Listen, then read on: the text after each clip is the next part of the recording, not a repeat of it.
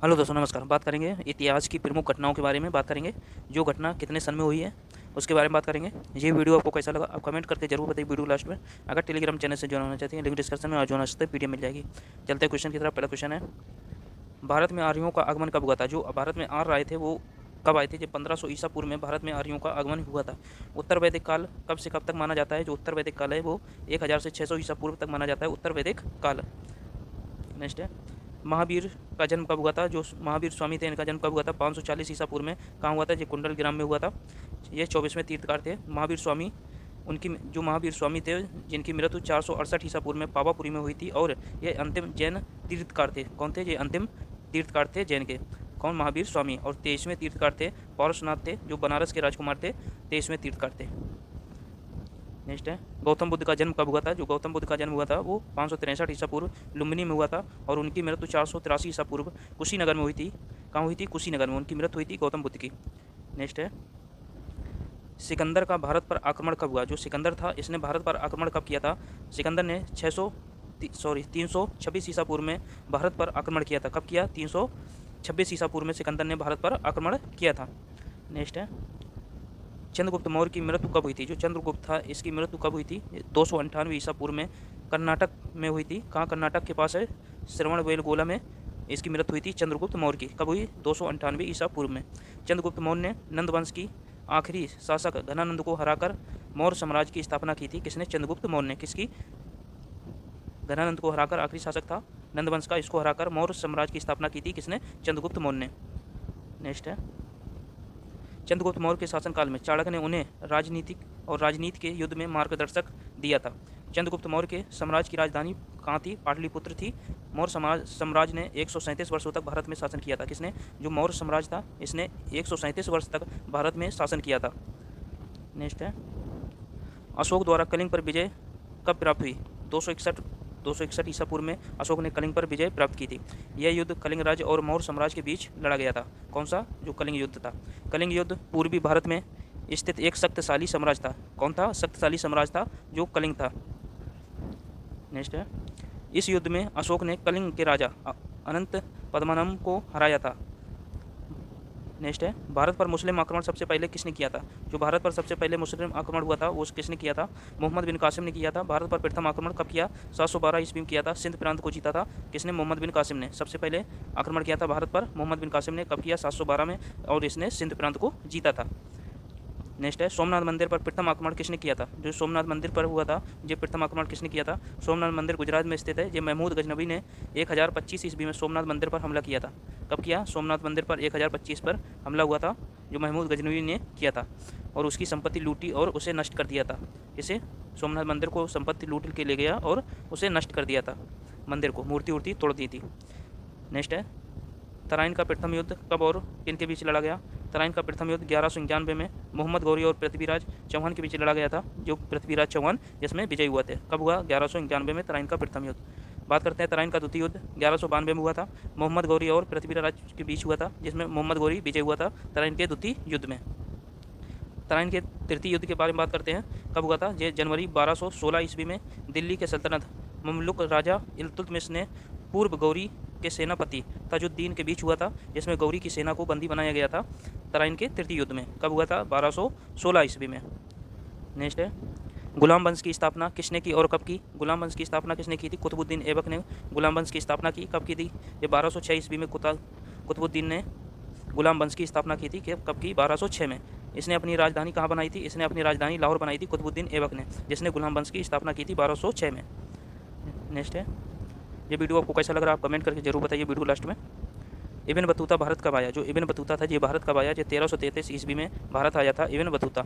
ये मोहम्मद बिन तुगलक, जो मोहम्मद बिन तुगलक था इसके शासनकाल में आया था। दिल्ली का शासक था कौन? मोहम्मद बिन तुगलक। कब तक शासन किया? 1325 से 1351 तक शासन किया था मोहम्मद बिन तुगलक ने। और इसके शासनकाल में कौन आया था? इब्न बतूता भारत आया था। कब आया? 1333 ईस्वी में। नेक्स्ट है, विजयनगर साम्राज्य की स्थापना किसने की थी? हरिहर एवं बुक्का नामक दो भाइयों ने विजयनगर की स्थापना की थी। 1336 ईस्वी में स्थापना की थी। विजयनगर की स्थापना किसने की? हरिहर एवं बुक्का नामक दो भाई थे, उन्होंने विजयनगर साम्राज्य की स्थापना की थी 1336 ईस्वी में।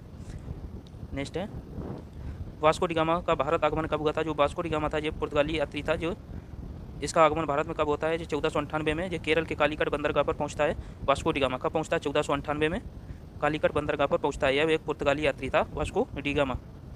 नेक्स्ट है, आगरा शहर की स्थापना किसने की थी? जो आगरा शहर है इसकी स्थापना किसने की?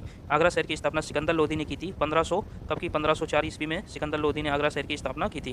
कब की? 1504 ईस्वी में। नेक्स्ट है, चौसा का युद्ध कब लड़ा गया था और किन के बीच लड़ा गया? जो चौसा का युद्ध हुआ था ये किन के बीच लड़ा गया था और कब लड़ा गया? चौसा का युद्ध 1539 ईस्वी में मुगल सम्राट हुमायूं और अफगान शेरशाह सूरी के बीच। इस युद्ध में शेरशाह सूरी विजय हुआ था। जो चौसा का युद्ध हुआ था वो 1539 ईस्वी में हुआ था। इसमें हुमायूं और शेरशाह सूरी के बीच युद्ध हुआ था, जिसमें शेरशाह विजय हुआ था। कौन विजय हुआ? शेरशाह सूरी। नेक्स्ट है, कन्नौज का युद्ध कब लड़ा गया और किन के बीच लड़ा गया था? कन्नौज, इस युद्ध में शेरशाह सूरी ने हुमायूं को हराया था। किसमें? कन्नौज के युद्ध में। कब हुआ था? जो 1540 में हुआ था। शेरशाह सूरी ने किसे हराया था? हुमायूं को हराया था। कन्नौज के युद्ध में मुगल सम्राट हुमायूं और अफगान शासक शेरशाह सूरी के बीच लड़ाई हुई थी, जिसमें हुमायूं को हराया था शेरशाह सूरी ने। कन्नौज का युद्ध 1540 में। नेक्स्ट है, पानीपत का प्रथम युद्ध कब लड़ा गया और किनके बीच लड़ा गया था? पानीपत का प्रथम युद्ध 21 अप्रैल 1526 ईस्वी को दिल्ली के सुल्तान इब्राहिम लोदी और बाबर के बीच लड़ा गया था, जिसमें बाबर विजय हुआ था पानीपत के प्रथम युद्ध में। कब लड़ा गया? 21 अप्रैल 1526 को। नेक्स्ट है, पानीपत का द्वितीय युद्ध के बारे में बात करते हैं। कब हुआ था ये? कब लड़ा गया? पानीपत का द्वितीय युद्ध 5 नवंबर 1556 को मुगल सम्राट अकबर और हिंदू शासक हेमचंद के बीच लड़ा गया था। किसके बीच लड़ा गया? हेमचंद के बीच लड़ा गया था पानीपत का द्वितीय युद्ध। कब हुआ था? 5 नवंबर 1556 ईस्वी को। नेक्स्ट है, पानीपत का तृतीय युद्ध के बारे में बात करते हैं। पानीपत का तृतीय युद्ध कब लड़ा गया? 14 जनवरी 1761 ईस्वी को पानीपत का तृतीय युद्ध लड़ा गया था। अहमद शाह अब्दाली और मराठा सेनापति सदाशिव भाऊ के बीच लड़ा गया था, जिसमें अहमद शाह अब्दाली विजय हुआ था। कौन विजय हुआ? अहमद शाह अब्दाली विजय हुआ था पानीपत के तृतीय युद्ध में 1761 में। नेक्स्ट है, हल्दी घाटी का युद्ध कब लड़ा गया था और किनके बीच लड़ा गया? हल्दी घाटी का युद्ध 18 जून 1576 को महाराणा प्रताप के नेतृत्व वाली मेवाड़ सेना और अजमेर के मान सिंह के प्रथम नेतृत्व वाली मुगल सेना के बीच लड़ा गया था हल्दी घाटी का युद्ध। कब लड़ा गया? हल्दी घाटी का युद्ध 18 जून 1576 को ईस्वी को लड़ा गया था। नेक्स्ट है, दीन ए इलाही धर्म की स्थापना किसने की? दीन ए इलाही धर्म की स्थापना अकबर ने की थी। कब की? 1582 ईस्वी में की थी। दीन ए इलाही धर्म की स्थापना किसने की थी? अकबर ने।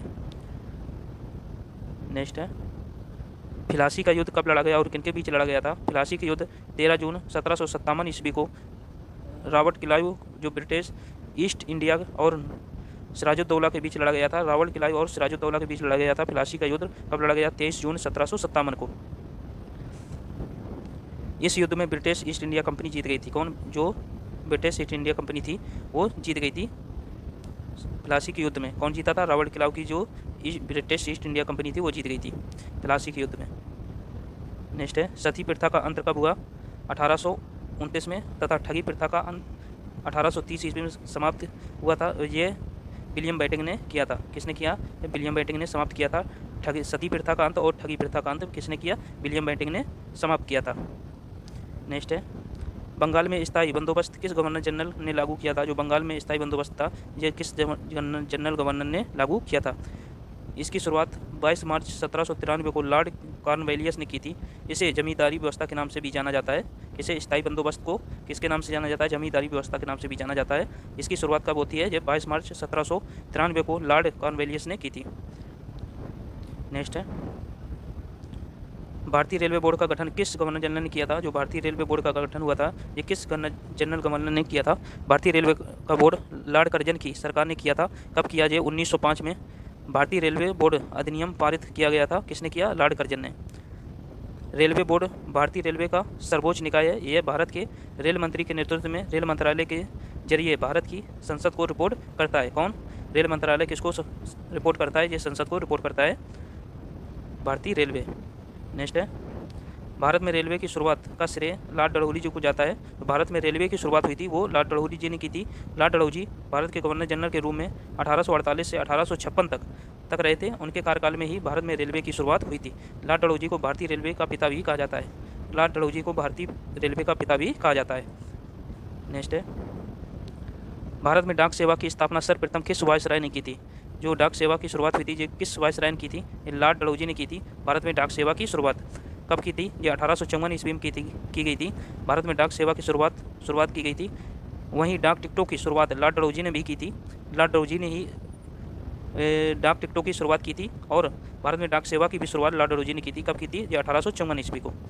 नेक्स्ट है, भारत में पहली डाक व्यवस्था लॉर्ड क्लाइव ने 1766 ईस्वी में की थी। जो भारत में पहली डाक व्यवस्था थी, इसकी स्थापना लॉर्ड क्लाइव ने 1766 ईस्वी में की थी। वारिंग हेस्टिंग ने 1774 में कोलकाता में पहला डाकघर स्थापित किया था। किसने किया था? वारिंग हेस्टिंग ने 1774 में कोलकाता में पहला डाकघर स्थापित किया था।